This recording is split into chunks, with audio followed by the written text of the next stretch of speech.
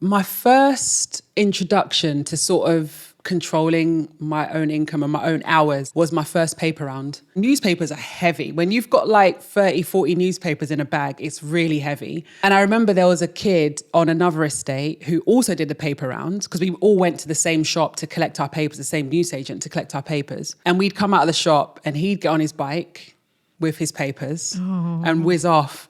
And I'd come out, hoik the bag onto my shoulders and then trudge around the estate to deliver the papers. I was like, wow, if only I had a bike, I could do two things, do my round quicker and easier. Yeah. I could deliver more because he could deliver more papers than me, which meant he earned more than me. As two black women, I feel like the stakes are higher. Because if you go out and build a business, like it or not, particularly if you're in the community, people have hopes and expectations of you. So there's a big question, which is many people, when they take investment, they do it to sell. And the return comes when you sell for 10x what they invested, right? Yes. But for us, if we built a values-based business, which is how we work, who are we going to sell that to? And what are they going to do with this entity that we create?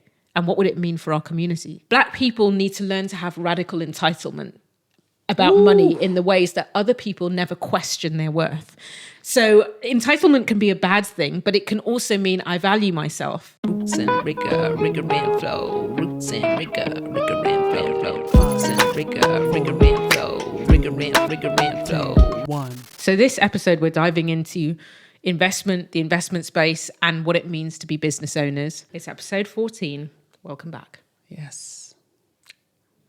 We have a podcast called Rigor and Flow with myself, Aiwan, and me, Tamanda, the show where business meets love and culture meets critique. Indeed. So this is going to be a biggie of an episode for us. Yes, it is. Go on. No, go on. No, I have a question. I just want to go straight into it. All right, let's go. Let's not mess about. Okay. Hypothetical. If tomorrow, Steven Bartlett of Diary of a CEO fame approached you and said, Aiwan, love what you're doing. I want to give you 1.5 million to invest in your podcasting. Would you take it? If you'd have asked me that last year, I'd have just said yes straight. Really? With several exclamation marks. Okay. This year, having been on the journey that we've been on in terms of investment and really understanding that space, I would have a lot of questions to ask before saying yes. If I even did say yes at all. And I would be asking questions like, well, I want to know what the terms are. What are the terms of this investment? I would want to know how much equity do you want from my business when you give this investment, because no money comes for free. There's always something attached. 100%. I'd want to know what kind of return are you looking for and by when. I want to know what kind of people are you? Who am I doing business with? Are you good people? Do I respect you? Do I respect what you've done in the space? What skills are you going to bring beyond money in order to help me do the work and achieve great returns, you know? Or are you just going to be one of those people who puts money in and then sits back and goes, where's my return? Where's my return? You know, what other skills, what other networks are you bringing to really help me achieve whatever goal it is? So there's a whole bunch of questions that I'd be asking, because the bottom line is not all money is good money. Yeah, 100%. Yeah, it's so interesting because even the language you use to answer that question, I can tell like there's been a journey and that you know stuff like, what do you mean by equity? Like I know that some of the circles that I move in, there's people who just like, I wouldn't even know to ask those questions. And I'm not sure I would even know, I didn't know what that terminology was in That's full Yeah. like a year ago, right? It is a whole world, the investment space. It's a really its own world. Honestly, it's its own world with its own language, and it's a minefield. Weird. It can be a minefield. Yeah. But that's like any other industry. If I went into civil engineering, that has its own language and I'd have to learn that. So like any other space, it's just a world that you have to understand. And we've spent the last year really getting to grips with that world and whether or not we want investment And if we do, at what stage? So we've been grappling with And a at lot. what cost? And at what cost? Yeah, what percentage of the business are we willing to give up for investment, if at all? So yeah, it's true. yeah, so you're asking me, would you say yes? What would your response be to Steven Bartlett? Well, it's when you put a name in front of it. It's a bit different, isn't it? Because isn't he your Botswana brother? I swear to God, he was born in your country. I think Actually, he has he's Nigerian. He's a bit of both of us. a I bit know of there's some both. Nigerian there, and there's definitely, I think he lived or was No, born in so Botswana or his something. mum is Nigerian. Okay. But he was born in Botswana. Is it? So he literally is a blend of There's a blend of our two cultures somewhere in there. And then British as well. And then British. Yeah. He doesn't talk like that though. No, he doesn't. Yeah. But he talks, how does he talk? Just quite standard English, I would have thought. Yeah, Quite a middle of the road accent, Yeah. I would have thought. Yeah, would I? Okay, regardless of who it was, I'd have the same questions as you, honestly. But I think the biggest reservations I've had, based on what we've learnt, is what kind of values do you uphold? And a lot of investors just want return. They don't care. They're not building. For me, as two black women, I feel like the stakes are higher. Because if you go out and build a business, like it or not, particularly if you're in the community, people have hopes and expectations of you. So there's a big question, which is many people, when they take investment, they do it to sell. And the return comes when you sell for 10x what they invested, right? Yes. But for us, if we built a values-based business, which is how we work, who are we going to sell that to? And what are they going to do with this entity that we create? And what would it mean for our community? And those are some big questions that are not always easy to answer. No. And I think we have literally had to get to grips with some of those questions. Yeah. And I don't know that we've necessarily fully answered it, but we certainly are dealing with those questions right now. Yeah, 100%. I wouldn't want to just sell to anybody, but that's what people expect when they invest. Absolutely. They want a sale. They want a return. Yeah. Which is why values are important. Because actually the right investor won't just force you to sell just to make a return. Yeah, but even with the right investor, who in the system would be equipped to lead a media company, for example, that spoke to our community and centered their needs? The reason we're building what we're building is because that doesn't exist. In the UK. In the UK, that's true. So I will want to be assured that the people who want to take it forward. I think there are media production companies in the UK who speak to the black community. I think our niche, even within the black community, is different again because of the black but queer and woman focused as well. I guess I just want to stay away from saying it doesn't exist. No, because you have an interest in what? In probably being you're more invested in finding investment and talking about what exists out there. And I look around, thinking about the number of organizations I go into and consult in, or the research I do. I'm not saying our niches aren't represented, but in those spaces, who's making the decisions? Okay, Generally, that's true. people don't look like us. That's true. And not that people looking like us always solves the problem, but you've got more chance of people advocating for you and keeping the values. Yeah. That's my take. Yeah, okay. I get that. I think it's because you said that there aren't any media production companies like us out there. Oh, I see what you're saying. And that's obviously not true. Yeah, which is why I said in the UK. And then I was like, well, actually, there are black-owned media production companies. There's quite a few black-owned media production I meant companies. the people that could buy us. Not that we don't exist. We're staying and continuing to hold our companies because they're our livelihoods. But if you want to sell because of investors invested in you, you're going to be selling to one of the giants. The reason we exist is because the giants often aren't catering to our people. Exactly. And we often are picking up talent who have been mishandled and Or not just cared ignored. for or ignored or overlooked in that space. So how are you going to then sell the baby you've created into a place where you can't be reassured that the environment is right? And where there's a proven track record of them not handling our creative output and our talent correctly. And what would the community that we've built, the talent that you put behind a thing, the audience feel? They would feel betrayed. That's what I mean. The stakes are so high for us. Precisely. And we've seen that play out, particularly in America, with certain companies that were black owned and produced products for black people that black people predominantly use, only to sell to a massive corporation, and it not being good. Yep. And there was a whole discussion about them selling out. The company was Sheer Moisture. Oh yeah, we can get into the And hair we can care get into space that, because so- wow, there's a lot of stuff that's happened in that Yeah, space. that was huge. That was huge.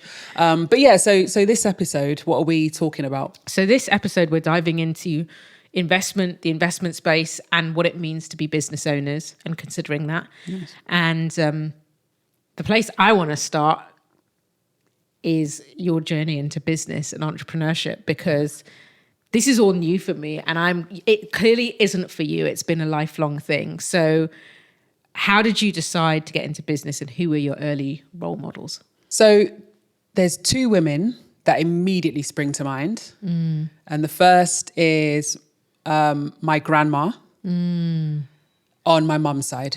Okay. And she was an entrepreneur working in the space of sewing and catering. So she owned a sewing school back in Edo State and did massive contracts for the government, for big businesses, sewing everything from uniforms to household furnishings, that sort of thing. And she was a big time entrepreneur. I did a film called Wax Print, and it's a feature documentary about the African textile that we call wax print. Some people call it Ankara. And in it, I tell her story. Now, there's a term that's used for women like her who engaged in the sale of the textile, and it was Nana Benz's. And Benz referring to the fact that these women were so wealthy that they were some of the first in their villages to acquire luxury cars from Europe, i.e. the Mercedes-Benz, hence Nana Benz, right? And Nana means what? Mother? It's like grandma, mum. Yeah. It's a term of endearment for an older elder. woman, an elder, yeah. So my grandma was a Nana Benz. There's a beautiful picture of her stood beside her convertible BMW in full traditional outfit with the gele on her head. Wow. There's pictures of her partying with her friends, and they're spraying money, Naira bills. And Naira back then was more powerful. Now it's in the dirt, but back then it was a decent currency, So she was wealthy as a result of that, and as a result of that wealth, she was able to do great things for her children, and they had a middle class existence in Nigeria. So my mum lived a good life, in Nigeria as a result of both her father's work as a head teacher and my grandma's, right? So I had this understanding that she wasn't an employee. She was definitely an employer, because there was this beautiful picture of her with all of her sewing girls. So she trained hundreds, if not thousands of young girls to become seamstresses. Wow. And a lot of them till today are still working in that field. And so you see this picture of her outside her sewing school with 2 rows of young seamstresses, and then the sign for her school, Mrs. E. Obo's sewing school, I think it is. I'll have to put the picture up. So I know that this is a woman who's a boss. She's not an employee. She's a boss lady. She's a boss lady. Okay. Right? An amazing boss. Yeah. So that's my grandma. And then... Can I ask you some questions about that? Go ahead. Sorry. Go ahead. So I'm curious, because obviously I've watched Wax Print, so I knew about your grandma being the Nana Benz and like the impact that had. But also I know you grew up here with your mum as a single mother. So when did you first ever meet your grandma, or when did you start to hear stories and understand that my grandma's this powerful businesswoman? My mum always told me. She always told me about my grandma. We had those old school photo albums, where it's the actual physical photo, not like now where everything's digital. Yeah. It's an actual picture in different slots inside the photo album. And in it was just pictures of my grandma with all the other elder women in the village dressed up, living the high life, doing big things with the Reverend Father because they were at that level to be hanging out with him at the parties, somebody's birthday, those Nigerian pictures, they're at the birthday party, the kids there, they're holding the knife to the cake, there's some bottles of Coke and Fanta and some presents, and everyone's in around. the glass bottles, that you recycle, that you take for recycling money. And that stuff tastes nice. Yeah. It tastes better than the drinks that we get here. They put real sugar in our... It's not good for you, but it's cocaine. the real deal. So yeah, I always knew from young, just judging from the pictures and the stories that my mum would tell me. And did that capture your imagination from a young age, or it was just more like absolutely. There in the background? Yeah, because you're looking at a world that is so much richer and, for me, better and more colourful and vibrant than the one that I was in. I'm on a council estate in the middle of southeast London where my mum's not earning enough because she's a cleaner. It was a hard life, but you look at that and it looks like a different world, and it looks like a world like I want to be a part of that world. Yeah. That world looks appealing to me. This other world is possible. It exists. And actually in my bloodline, I'm part of it. Exactly. Yeah. So you feel a sense of pride. Yeah. You know. And the second person was a woman from our church called Auntie Margaret. And Auntie Margaret owned a market stall in Balham Market. So that's in southwest London. We lived in southeast. It is a bit of a trek. Listen, that's a trek. It's a bit of trek, bit of beef. But yeah, to get from southeast London to southwest London, it sounds like it should be easy, but actually it's quite tricky. London's weird like that. But there was occasions where we would go to her market stall in Balham Market. And I just remember going into this market, the majority of the traders were white, working class people or Asian people. And then there's just Auntie Margaret, this black Nigerian woman with this market stall selling African food products. And I remember she had her little apron on that had the money in it. So if someone came and wanted to buy like some plantain, she would take the money, cash money, and my young eyes could see that. This is cold, hard cash money. And she put it in an apron and jiggle it about to get some change, so I could hear even more cash money in that apron, and produce the change for the person. And on her stall, she just had everything. I remember she had this basket of these African snails, big African snails, the ones with the big shell. Yeah. And I remember as a kid, because it was like my eye height, because I was young, because it's a tall basket. And I remember as a kid, I'd just stand there and be like, looking at the snails to see them move. And when a snail moved, I'd be like, oh, it moved. And then your mum's just like, why won't it move? It's alive. It's alive. What's wrong with this child? But I just found her store like just this whole world. And she was the boss of it. And she was dealing in cold, hard cash, and it was her cash. She wasn't waiting for someone else to come and pay her at the end of the week. Yeah. She was getting... Now, obviously, I didn't realize at the time that, yes, you're getting all this cash, but she would have outgoings. Yeah. She got to pay staff, got to pay for the goods, the stall, the rent on the stall. She's got to pay for the actual goods themselves before she can then take the remaining as her income, her profit. I didn't have any of that. Yeah. I just saw her on a stall getting hard cash. Yeah. That was it. Yeah. And I was like, I like that. So was that like, I want to be an Auntie Margaret straight away? Because market stall life is quite different from a Nana Ben's. Which I have done since. Yeah. Yeah. At the time looking, I don't know that I wanted to be her. I think I just recognized that this was a different way of earning money compared to, say, my mum, who went to clean houses. Got it. For a living. Do you see what I mean? Yeah. It was just different. Yeah.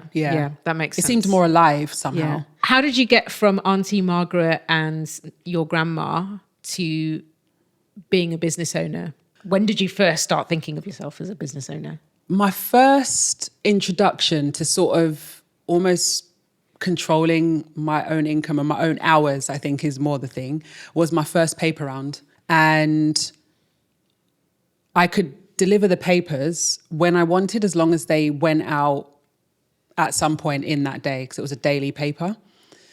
And I liked it because I could come back from school and then I could maybe have a little break, or I could just go straight out, or I could, do you know what I mean? Like it felt like I had a little bit of agency for the first time. And also coming from the very strict household that I came from, where you weren't allowed to play outside, this meant that I could go out when I wanted to deliver the paper round, right? So I really enjoyed that little slice of freedom. And I think I got paid maybe like £20 a week or whatever it was. But what age were you? I was about 13, 14. Okay, so £20 at that time, that's kind of a fair bit of cash if you come from a cash-strapped household. But it was a lot of work, because one of the things with that paper round was I delivered it on foot. So you had the big bag with all the papers, and newspapers are heavy. When you've got like 30, 40 newspapers in a bag, it's really heavy. And I remember there was a kid on another estate who also did the paper round, because we all went to the same shop to collect our papers, the same newsagent to collect our papers. And we'd come out of the shop and he'd get on his bike with his papers and whiz off. And I'd come out, hoik the bag onto my shoulders and then trudge around the estate to deliver the papers.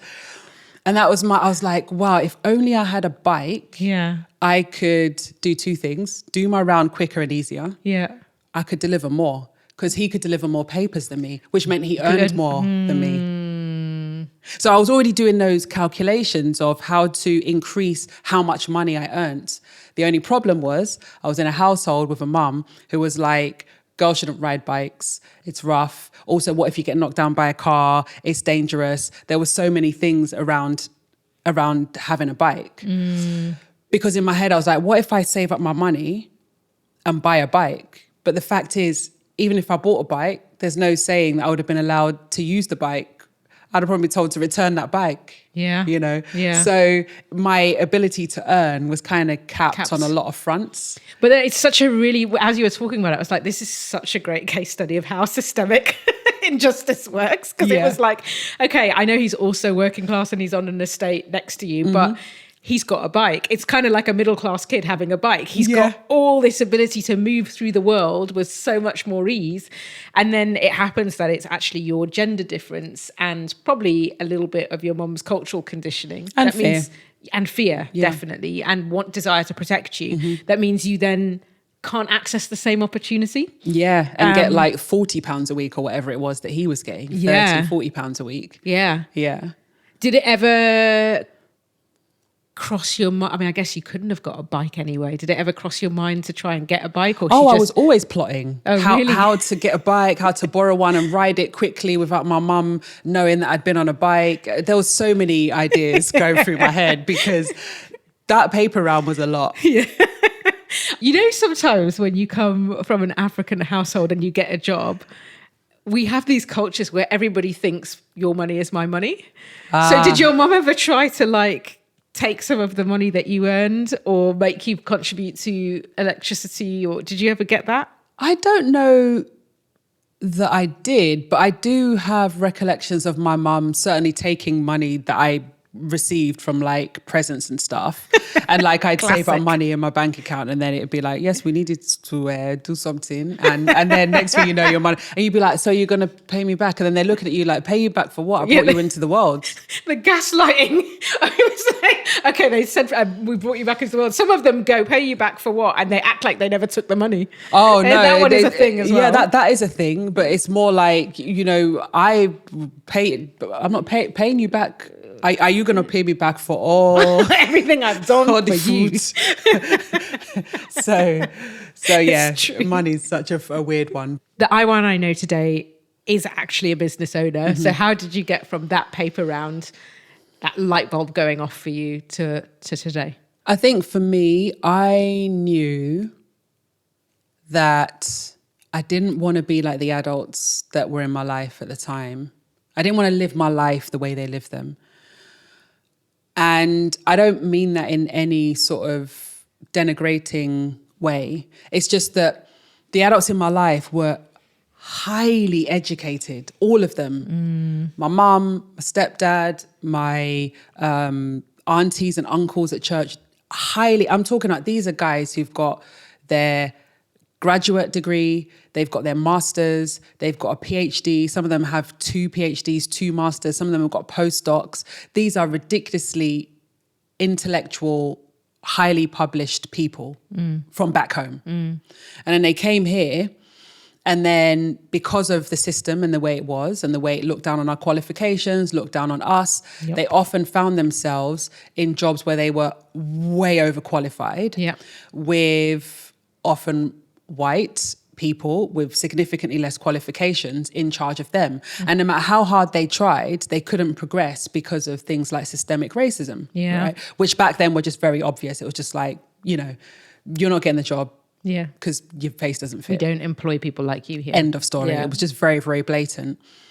And so in my mind, it was like, okay, so you've got all of this education that's gotten you a job that is just about covering what you need to survive, and you're living on a council estate, just getting by. So in my childlike mind, it was like, that doesn't add up, and I don't want to live like that. Obviously, looking back on it now as an adult, I'm like, if they were in Nigeria or Zimbabwe or wherever they were from, they would be high-ranking people with big jobs and a big house and a, you know, boys' quarters and, you know what I mean? And they'd be living a good life. It's just that here you immediately get demoted. I didn't have that understanding as a child. And so my thing was, I can't be like that. And so if you have all of these qualifications, I'm not going to get all of those qualifications. I'm going to get enough to do what I need to do. To earn money. Sense. To of earn course. money. It's actually a very smart calculation. Because you're completely right. Like, how much do we see our people come here, big job, and now you're in security or you're cleaning? Nothing wrong with those jobs. Nothing wrong at all. Your qualifications, all you've worked for, just gone overnight because you landed in Great Britain. Yeah, exactly. So I was like, you know, a PhD doesn't seem to mean much, actually. No, PhDs. it's true that I didn't take it as such. But you come from a family full of people with doctorates. Absolutely. My family, majority of them are professors, doctors, lawyers. My sister is a lawyer.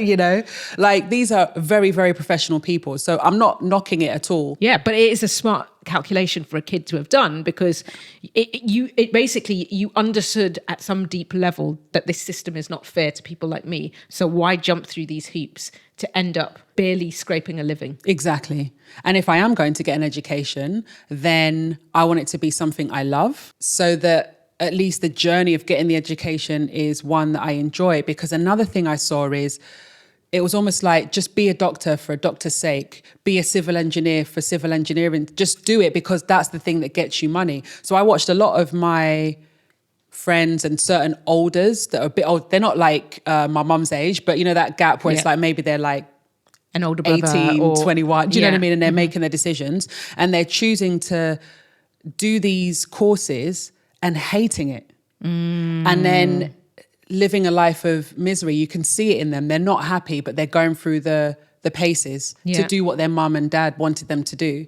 And I said, no, I don't want to do that. And that was difficult, because the thing I chose to do was frowned upon, really, because it was like, what, your music? Why should you go and study music? Do that as a side hustle and then do something serious with your life. That makes complete sense to me.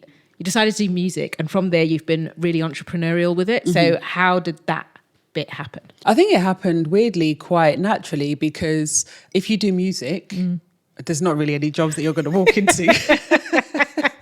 You had no choice at that There's point. no job that says, come here and work 9 to 5 in music. It doesn't happen. It doesn't work that way. Teacher? Yes, you could be a music teacher. And I did do that at one point in my life. But for the most part, if you want to work in music, at least commercial music. Commercial music. I mean, I suppose you could be a record exec. You could be an A&R. label. Yeah, you could work at a record label. That's true. You could go work in a studio, that sort of thing. But I think what happened to me when I finished at when I was at music college, I kind of just found myself in that space of doing lots of freelance things. So I was in a band and we did gigs and we got paid. Then because I knew how to produce, because I'd learned at college to do sound engineering, I started doing sound engineering at lots of different clubs across Leeds. So I had lots of different clubs where I did sound, getting paid, often cash in hand. And so it was like, oh, I'm self-employed. And actually, if I keep adding clubs, as long as I can fit them into the week, I can actually increase my income. There's actually no cap on what I can earn. So that's what I did. And I just threw myself headlong into being a sound engineer. Yeah, you sold your skills and you were resourceful. Absolutely. And actually, Auntie Margaret going back to her taking her cash in hand, in and out to pay people, you getting cash in hand for doing sound at these venues. It's kind of very similar, It's so similar. Yeah. It's so similar because you come back, you got your wad of cash, you pay your rent, you pay your bills. And it's all gone. And then it's all gone. It actually wasn't that big a wad of cash either. But it was something. But do you know what it was? Yeah. I was free and I was doing what I loved. And there's nothing more valuable for me than that, because I've worked in a call center. I've worked, I can't tell you how many jobs. Didn't you work at Asda? I've worked at Asda. Security. I've worked in factories, meat factory, box factory, signage factory, all the factories. I've worked in them and I know that life. So it's for me to wake up at any time during the day, because clubs don't open until night. So I can wake up when I want. I walk to the nearest club, do my sound, get my money, go home. Perfect. And it's the thing you like doing anyway. I'm around you're a music. Nerd. Yeah, you're an audio nerd. This is it. Yeah. Okay, I have a question before we carry on. All those other jobs you did, right? Like, do you have any...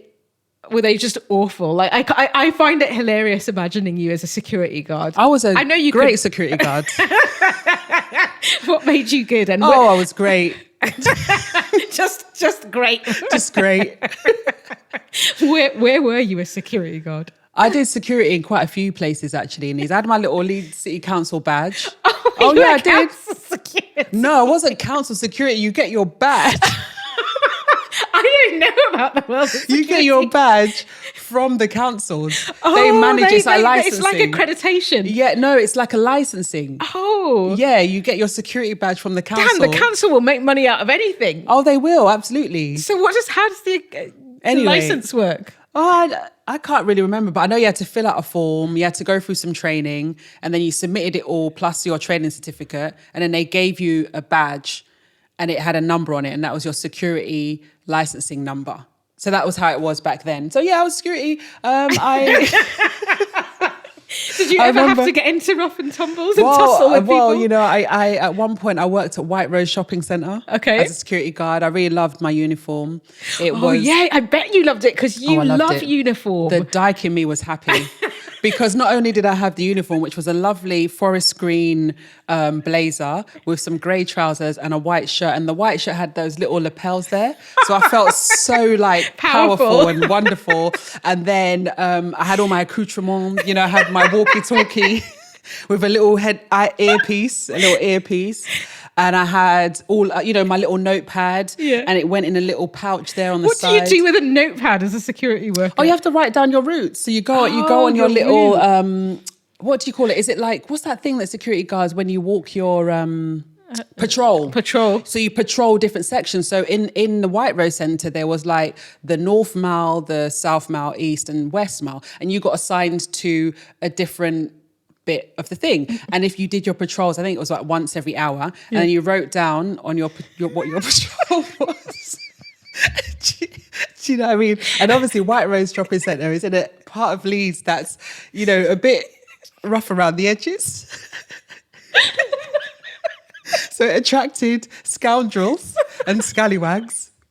I don't know if you're allowed to say. Oh, you're not allowed to say scoundrels? Is it a bad word? I don't know, but anyway, so basically... is it a bad word? I don't know. I think scoundrels is not a bad word. Anything.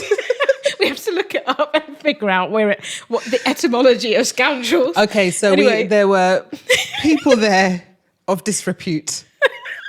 Is that correct? Is that correct? It sounds respectable to me. But yeah, so they would come and they would do their nefarious activity. And I actually can't, because I thought the notepad was going to be you writing down who these nefarious people were. Oh no, that happened as well. So not just you'd write your route and about the suspect. If things happened, yeah, absolutely. Oh, so God. so let's say this person of ill repute came in to do nefarious activities, and then you get called on because it might be at like Top Shop or something. Or Alpha Whiskey to Romeo, or what did they say on the no, my code name was Whiskey 38. Really? No, it was Whiskey 38. Whiskey 38? Whiskey 38. Who came out with that? They give it to you. They give it to you? Yeah, because whiskey, it's the alphabet letters. Where's the whiskey in your name? Yeah, No, the alphabet letters. So when you say, when you want to spell something, you spell it according to words attached to the letters of the alphabet. So A is alpha. Do you see what I mean? Yeah. So W is whiskey.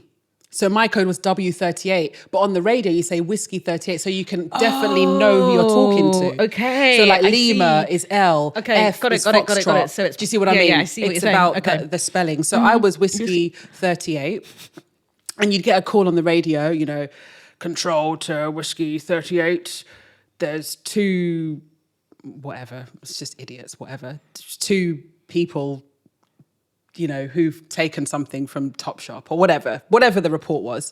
And then, of course, the idea is that I'm supposed to sprint because it's on my mall, my chunk of the thing, to go and apprehend. So you have to go and apprehend two people as a sole person. Well, the other guys would be coming from theirs as well. Do you know what I mean? But Okay. I'm closest. So How many people did you apprehend? well, I didn't really apprehend anyone because... How long were you a security guard? Oh, at White Rose, I was there for a good year or so. And you apprehended no one?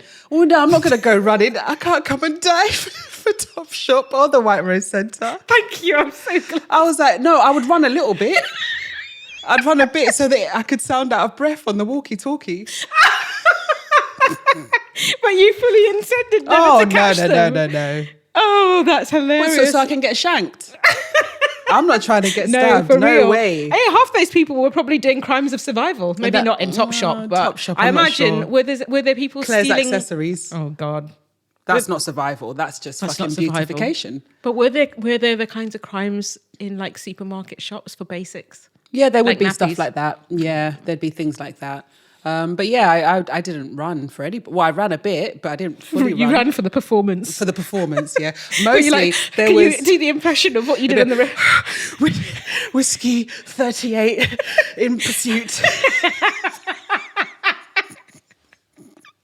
My favourite part of White Rose was above the actual shopping centre where the people are. Yeah. Was it was like a gantry they called it. Yeah. It's a bit that's above that where all the Is electrics it like a are. balcony? Oh, okay. Yeah, nobody can see you because you go through a door and you go up there and then you can walk around the entire White Rose Centre on this thing called like a gantry, I think it was called. Wow. And I would just sit up there, any opportunity I got, writing songs, singing to myself, working stuff out, just Nice. chilling. And then I'd get a call and I'd go down and be like, yep.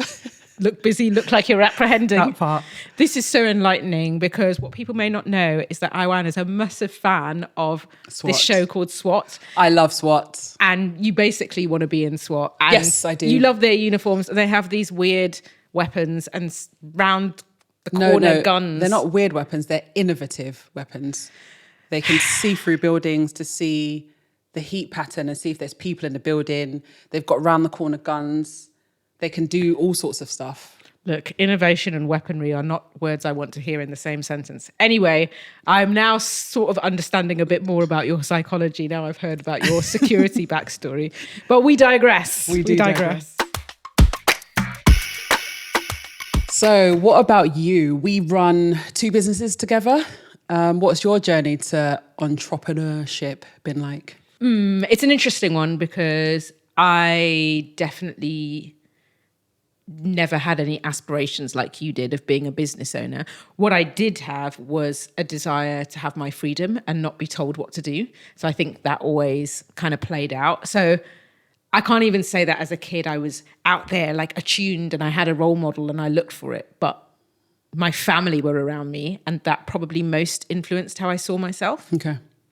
And as I talked about this before when we talked about money in episode 5, I had a dad who was a teacher who wasn't particularly business minded, and I had a mum who ran a farm and was a kind of a researcher, bit like me. And so she also had this I'll do everything myself vibe, even though she wasn't particularly business minded. So I think that kind of shaped how I think about things. Weirdly, I was always, as soon as I left school, like you, because I had to pay my rent, I always worked for myself. So I was in music as well. I also gigged and did people's weddings and did covers bands. And that was nice. That was extra cash in hand on top of my regular job. And that was great. But I I think what I liked about that was just being freelance. And I know that the day rate you got as a freelancer was much higher than when you were in a job. But that's about as far as it was for me. Yeah. But you know, the funny thing with the freelance thing is it's tricky because yes, you're getting more per day, but the things you have to pay often bring it down because you have to pay your own taxes, your own national insurance. You have to pay for so many things that are usually covered in an employment thing. That's true. And you have to do it all yourself as well. So there's an admin cost that you don't have when you're an employee. That's true. But I was still earning. So, you know, there's a certain point when you start freelancing early on where you're like, I just need to be cash rich so I can make my rent. Yeah, that's true. So it was still more appealing than being in a job because I could earn more quickly and I had outgoings. Now, what I never could really do was save for things like the tax and the national insurance, but that was because my earning threshold didn't really come high enough that I really had a big tax bill and those outgoings offset. So it's still a much more like cost-effective way to live early on if you're doing it. Do you see what I mean? Yeah, that makes sense. It does make sense. Yeah. I think where it started to change for me was for many years I did multiple jobs. I mean, nanny, retail, cleaning, what else did I do? Waitressing? Data entry, waitressing. Yeah, I did waitressing. I did all of those kinds of jobs for many years alongside doing gigs, which paid much better. My favourite job was as a singing waitress, I have to be honest, because we got amazing tips. Okay. Amazing tips. So you're serving and singing? Not at the table. It was a jazz restaurant where you were serving as a waitress, but we had these amazing pianists come in and you'd get up and in between serving, you'd just do a number, whatever jazz standard with whatever musician was in that night. So you were kind of having to be alive to somebody who'd never played. There wasn't any practice. You'd just get up and be like, I want Summertime in this key. And off you'd go. Wow. It was really fun. And you had loads of like people who loved music who came in. So they tipped generously. So it was both fun because I was doing what I liked. It was regular work because the waitressing part paid. But then you could get really nice tips. Like I remember people would sometimes leave a £20 note and you'd be like, whoa. Oh my God, thank God. Yes. Like this is going to be the difference between me being able to, I don't know, eat one meal over another. Yes. When cash was tight. So I loved that job. Anyway, my fortunes changed probably somewhere so about 21, I went and got a job as a receptionist in a startup. And my thought process was, I have been trying to stitch together money with all these odd jobs and cleaning and this and that. I need to now get an office job because I haven't got a degree. And if music doesn't work out for me, I will never have any office experience and I'm going to get stuck. So I went there and in that organization, which grew rapidly, I worked my way up. And eventually, after running a program in youth offending for years, the funder of that program headhunted me to come and work for them. But they had a really interesting business model because they had a virtual organization long before that was fashionable. We met every 2 weeks in a co-working space and everybody was freelance. And now that's normal, but back then, which was in 2010-ish, I want to say, or 2008, that wasn't. And what I realized really quickly was that their day rates were really, really good. Oh, give me a flavor. Give me a flavor. So they had way more experienced people than me. And I just was like, well, I'm just going to ask for what they're on. So I was like, I would like to be on 400 a day, please. And this was how many years ago? This was in 2008. Did you get it? Yeah. £400 a day in 2008? Yeah, I was probably, 25 or something? So adjusting for inflation, that's about £650. Yeah.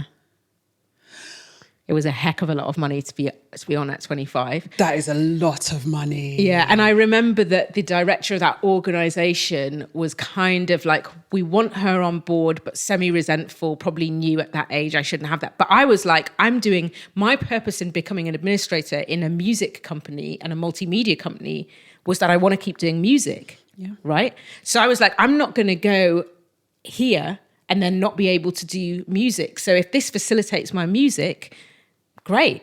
And so he was like, okay, we'll try and make the role work for you. You can come in on that. It wasn't full time. It was like a couple of days a week. But if I could earn that over a month, that was giving me way more than I had working full time. I could still do music. And I was like, great. It also allowed me to do another thing, which was to hire an accountant to do the books, because now I was earning well beyond the threshold that you need. So you need to now pay taxes. You need someone who understands what the hell that is, right? But I guess the question that immediately comes to mind is, being that young and earning that day rate, were you aware that it was quite a lot of money? Because you also went to private school with a lot of very wealthy people. So it could be that you earned that amount, but actually relative to the people you were around, it wasn't perceived as that much. So what was it for you? That's a very, very good question. Did I think it was a lot of money? Hell yes. Because as I told you before, I had to manage my money from age 11. And when I was a kid, I had £100 per term. And so I knew that 400 a day was a heck of a lot of money. It was opening up. I mean, I knew even in negotiating to leave my job, it allowed me to have half my week to do music. I had never had that before. And so I very explicitly, when I was asked what I wanted for a salary, I just went hard, because I was just like, I don't know, there was something about the bravado of youth that was just like, take it or leave it. I don't need to do this job. I did want it, don't get it wrong, but I threw it out there. I was like, this is what I want. And I had no idea. Yeah, they gave it to me. I had no idea whether they would go for it. I had no idea what a normal rate was. I was just looking at who was around me, not thinking that they're way more qualified. Where the private school comes into it is that weird upper middle class conditioning I had does make you kind of entitled. And so that... I don't know if I'd say entitled. I'd say like there's... Well, you're saying it, so yeah. Yeah, I'm going to say it. And I'm going to say it because... in my sector, we've been talking about money, and I know some people around me who are like, Black people need to learn to have radical entitlement about money in the ways that other people never question their worth. So entitlement can be a bad thing, but it can also mean I value myself.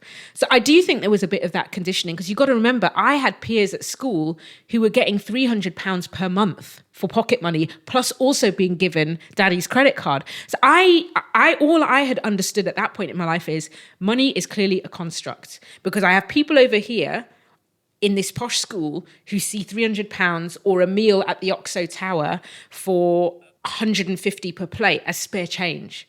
And then there are people out here who struggle to put food on the table. So I knew is money does not make sense to me. So just say any number, because I don't know what it's based on. Say a number that works for me. That's interesting. Yeah. That's super interesting. Yeah. Because I could see no difference between the people I grew up around. Yeah, yeah. Other than the world says these people should be poor and these people should be rich. Yeah. That's kind of staggering when you think about it in those stark terms. Yeah. So you didn't really have any role models when it came to business then? You were really just kind of learning. It sounds like trial and error. I'm just going to say a figure, and if I get the figure, I get the figure, and then I go from there. The barometer for me was values-based. What is going to allow me to do my music? What is going to give me the freedom? And what is going to give me more time?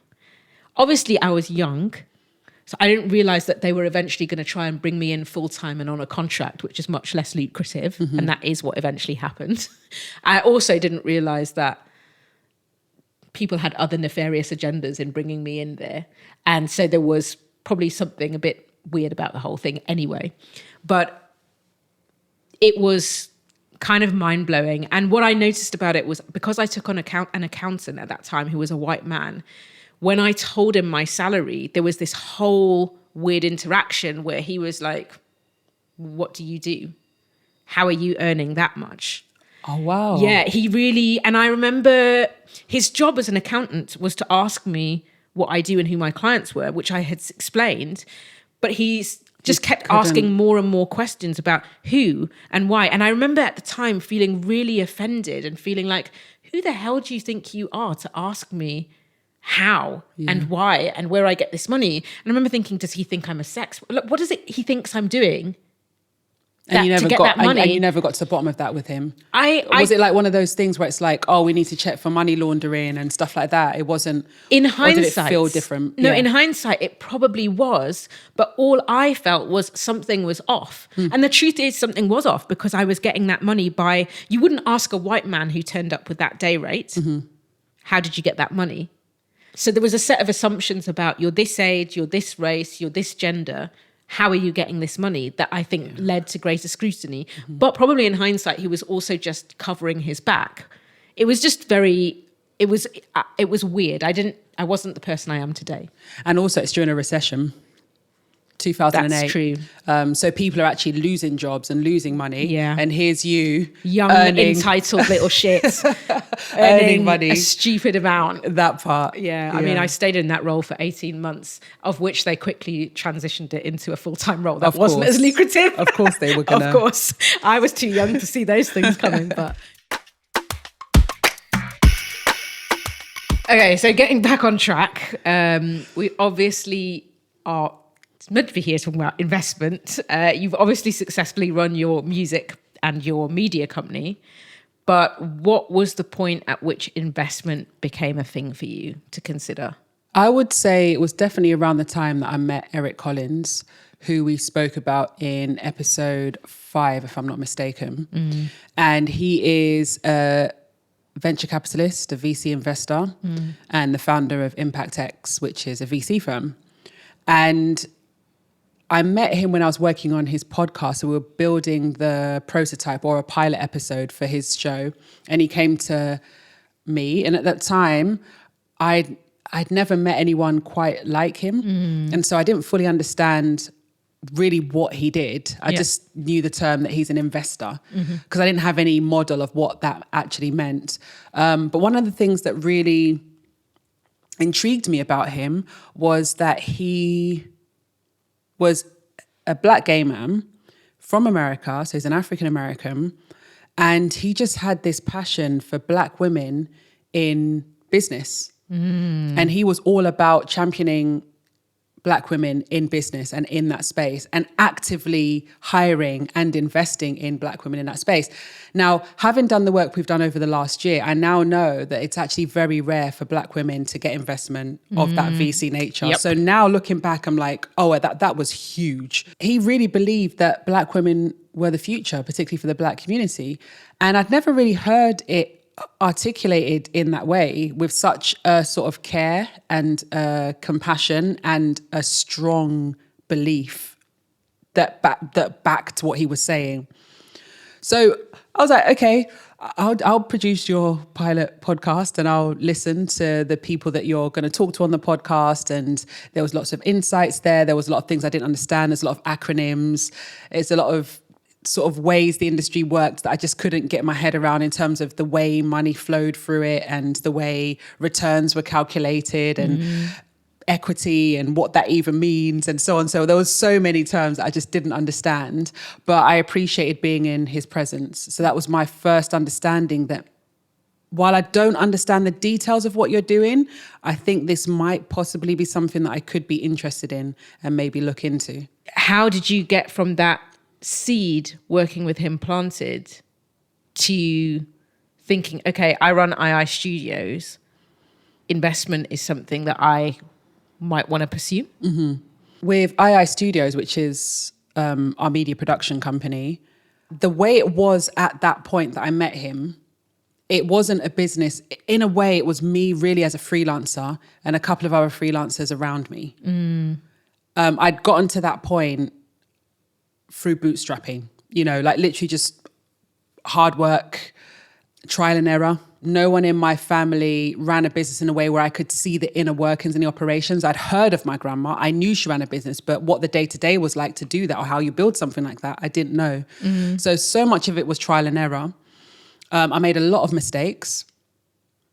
And I think I knew I wanted it to grow, but I quickly realized that for it to grow, it couldn't rely on me. There's only 24 hours in a day, and there's only so many hours I can work, which means that really, although on the surface I got into business because my earnings wouldn't be capped, actually now at this point, my earnings are capped because it relies on me. And your time is capped because and my time more is people capped. rely on you the more it's like, oh, can I go on holiday now if I've got clients who And I didn't are paying for me almost a 10 project? years. Yeah. I didn't take a holiday for almost 10 years, you know, because I was thinking if I just work more and work harder, I'm going to make more. And then you realize actually there's a cap. I remember at one point I worked like 15 hours a day consistently.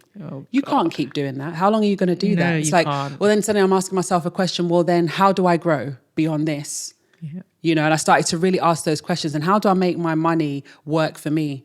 And suddenly I started reading books on business and how to move beyond selling your time for money. And that's when I started to understand aspects of Eric Collins' work and his company, which is this idea of you need capital to bring in people who have the skills you don't have in order to grow the business. And then you bring on more people and then you delegate. Yeah. And then suddenly it was like, well, capital, I don't have that.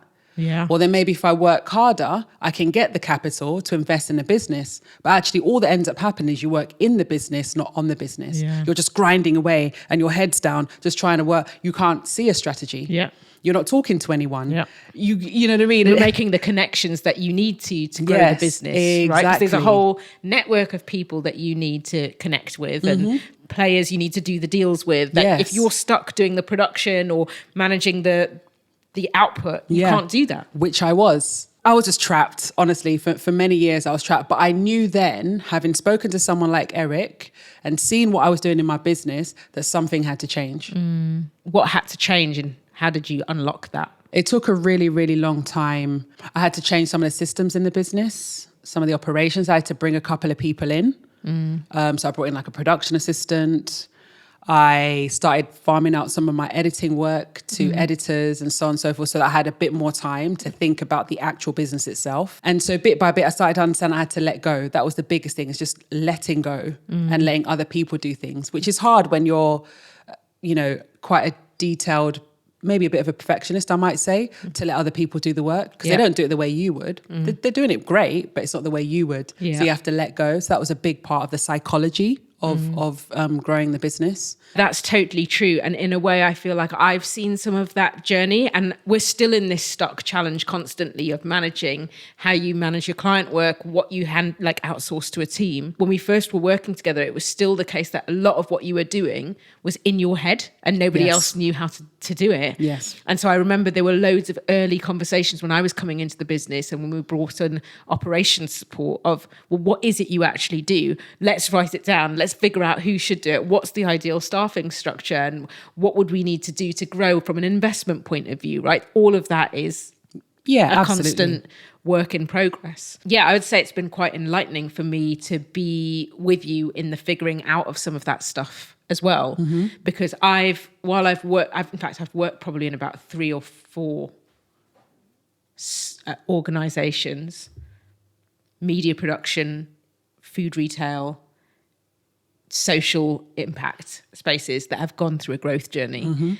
And it's such a tension when you're at this weird place where you're going from small to medium and you're trying to grow and you're trying to build the systems and share the knowledge of what it is you've been doing, because you just take it for granted. And also, what are your priorities? How do you work out your priorities for any given day? Should I be spending my time explaining to someone how to do all this stuff, or should I be out getting work? Should I be working on client work and making sure that that's delivered to the highest possible standard to ensure that I don't lose those clients? What do I prioritize? And yet, to go back to what you were saying, to get the capital you need to grow, you have to figure that stuff out. Not least because if someone's going to invest in your business, they need to know, well, what is the growth plan? Who's in what roles? Is that already started? Where is it on the journey? If I hand over, if I, Steven Bartlett, hand over 1.5 million to you, what exactly are you going to do with that money? Exactly. And all of that needs so much time to think through. Yes. And time is the one thing you don't feel like you have when you're trying to run a small business. 100%. And I think that's the thing we spent a lot of time on last year. So I would say last year we started going much deeper together into the investment space and figuring out what we want to do. What would you say that experience was like for you? It was really good. I mean, as a team, we went on a program called Investment Readiness with Creative UK, which is like a sort of government body that's working to invest in the entertainment industries, the creative industries, and support them to grow, to understand what they need to, the skills they need, equip them with the skills they need to be better business owners, and more importantly, generating more revenue for the economy. And going on that program was an eye-opener. I think on one level, it was a chance to take a step back from the business and actually see the business, not only from a bird's eye view, but through the eyes of other people. Not just any people, but people who are investors, people who work at the highest levels within the creative industries, the decision makers. And so you can suddenly see your business really, really clearly, and you've got the time and the space to work on it. And so the idea is that you are working towards possibly taking investment. And to do that, you need to be ready for investment, hence investment readiness. Yep. And to be ready for investment, there's a whole set of steps you have to go through. And the key steps in that are, is your business even ready? What does ready look like? Yep. What are you even going to sell? Like, what about your business is it that's appealing to an investor? Yeah. And then how can you make that clear in the form of like a pitch deck, where you show things like, what is the market? What's the problem that you're going to solve? What is your actual product? How are you going to grow that product? Over what time span? Yep. And then how are you going to make money? Yeah. And what's the team? What are you going to spend any investment you get on? How much investment do you want? Yep. What stage of your business? It's like so many questions. Like, what's your governance structure? Who's Yes. overseeing this stuff? Yes. Who's your board? There's so many things that you have to do to be able to secure investment. And we didn't have a clue. No, I mean, like some of that I knew from some of the businesses I've worked in because they've grown, but I was also slightly removed from it, but you have to have a functioning thing that looks robust and that people believe is going to really execute this idea or this problem you're trying to solve in the market. Exactly. So for you coming into the investment space, what hit you the most? For me, coming into the investment space was eye-opening on every level because I hadn't had an Eric Collins experience. So I just felt I was immersed in this world with new language, business, equity, return on investment. Those are things that honestly don't massively drive me.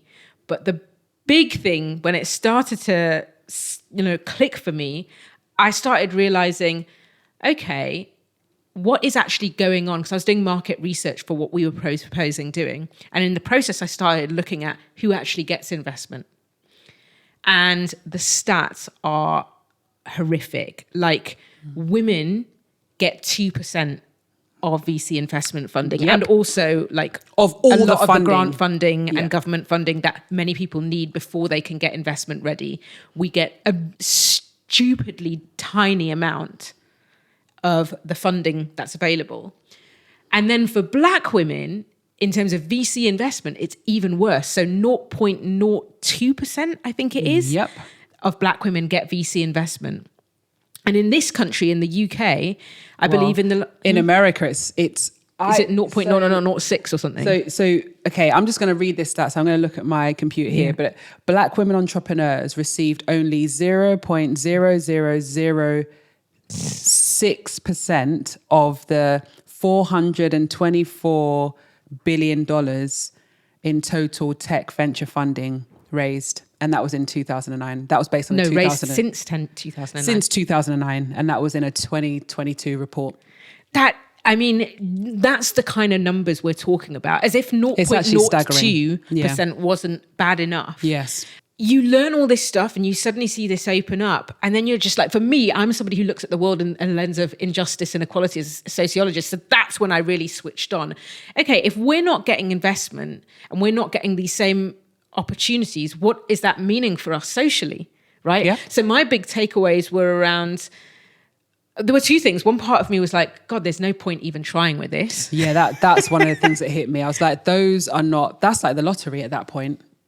It truly is. Yeah. So maybe we should just keep bootstrapping, or maybe rather than constantly twisting ourselves into pretzels to figure out whether we should deliver clients or work on the business, maybe we should just build nice lifestyle businesses and not get caught up in all this nonsense, because this clearly is not for us. And it does feel like that sometimes with the VC space. It feels like getting caught up in something. Yeah. It feels like cults of startups. Yeah, the cult of startups. It feels it's its own world, and it does feel like it just has so much hype and. Yeah, I don't know. I completely agree. Yeah. I think It doesn't every feel industry, real somehow. it's like smoke and mirrors almost. Yeah, It's like which who's I'm really already- investor in a room you walk into, who's not? What are their real agendas?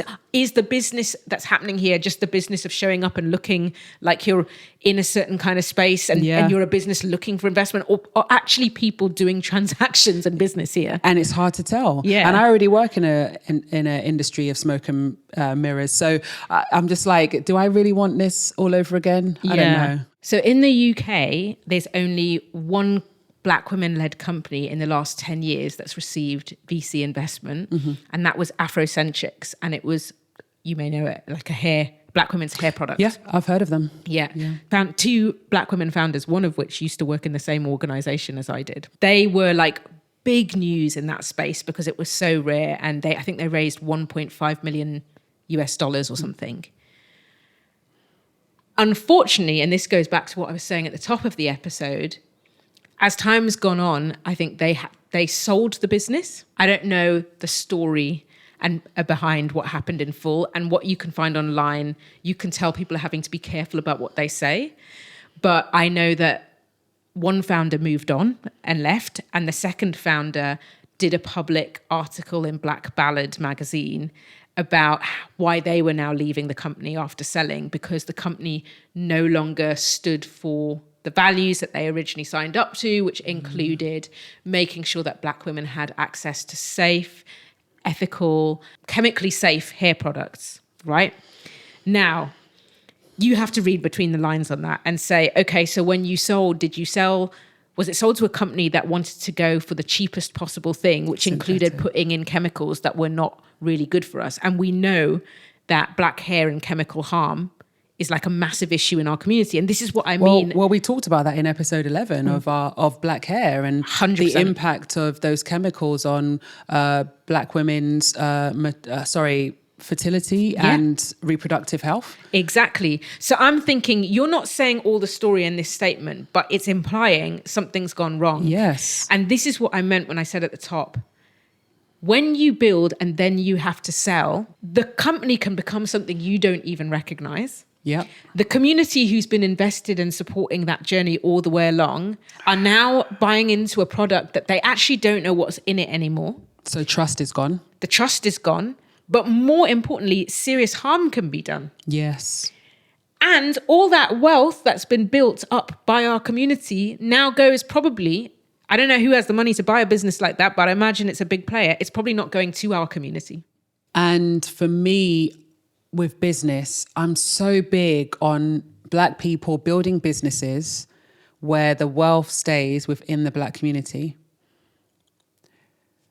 We need to keep our pounds in our community for a lot longer. And I think as a community, we as a community don't keep money in our community for very long relative to other ethnicities. Yeah, I don't know what the data is. There is some data on that. And what I'll do is I'll put it in the notes or put it on an article on Substack. But certainly the pound doesn't circulate as long in the black community as it does in other communities.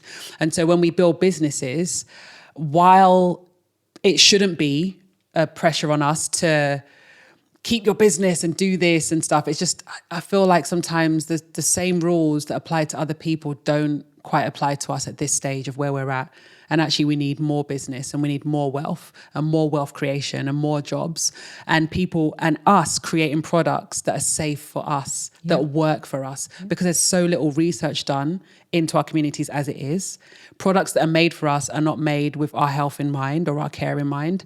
And so we can only do that for ourselves, you know? Yeah, I completely agree. And so that's the one thing that switched my mind to at least investment thinking, because the good thing about having investment thinking is what you're thinking about is let's build a sustainable business. Let's think from beginning to end what will make this profitable. Yes. Now, you can choose to sell that to investor or you can keep it in your community. Yes. I happen to like the idea of bringing up a next generation of people who could continue to grow that in our community. Yep. And I happen, just the same way I like the idea of having black researchers doing things on chemical harm. We can't afford to be giving things away and then go back with a begging bowl all the time. Unless we're going to do another great thing. I don't know. That's my take. It's tricky because I get what you're saying. Yeah. But also, as entrepreneurs, you're kind of in it to create things and let them go and move on as well. And I said all of that I said before, but also we should have the right to build sell and move on. It's just that the world is so tricky for us. Yeah, and not have to carry the burden of always having to think about the whole thing. If you've built a business that's good enough to sell, you've worked bloody hard and you're probably burnt out, and that's probably half the reason you're selling. Yes. Honestly, exactly. To enjoy the fruits of your labor. And you should have and also not all of us go into business for social impact reasons or social justice reasons. Some of us go into business because we want to make money. I'm just telling you what my reason, what switched me on to the investment thinking. I guess I'm just engaging in that thinking around, the reasons why and the responsibilities that we should or shouldn't have and the duties that we should and shouldn't have to hold when we build businesses. No, I feel you. So we have these different perspectives, and as often is the case, I'm sure we'll arrive somewhere. But where do you think we go from here with our thinking about investment? I think for me, the door is still open. I love all the things I'm learning about the investment space. I love what we're developing as a company. And I think it has legs to do the things that I think it can do. And so I have the door open, and I think I'm always going to have ideas. I think I always want to build. I enjoy building with you and the team that we've got around us. We've got some brilliant strategic advisors. I think if the time is right and we have the right investor with the right money and skills, the right values that we are aligned with, in terms of we get on with them, but we're also aligned in terms of where the business is headed, then I am open to investment. Because the one thing investment does do is that it supercharges your business. You can do things quicker. You can get that team, and you can get a highly skilled team to 10x your company's revenue and return on investment for the investor. So I'm open. You're open. Yeah. Okay. How about you? I actually am open to. Maybe my motivations are slightly different. I am, at this stage in my life, really interested in understanding what we can build sustainably and meaningfully that actually has real power in the space and can influence the sector. And that whether that involves investment or no investment, I think that mindset and way of thinking is critical wherever you land. Yes. And so for me, I'm going to keep learning. I'm going to keep wanting to pursue that. And it's always going to come down to who are the people you're working with, what are their values, and how, and are you headed in the same direction? And also I love the learning. Agreed. Yeah. Agreed. That's where I am. Yeah, I think we're pretty much aligned. Yeah. Yeah. So the question for you is, what shaped what you do today? Because we started talking about our journeys as young people. What shaped what you do? Are you in business? Are you in not? And how have you made those decisions? That's it from us today. We really appreciate you being a part of the process. And for questioning, co-creating, and staying curious with us. Please like, subscribe, and leave a comment. It really helps others to find us. Catch you next time on Rigor and Flow. Thank you. Thanks.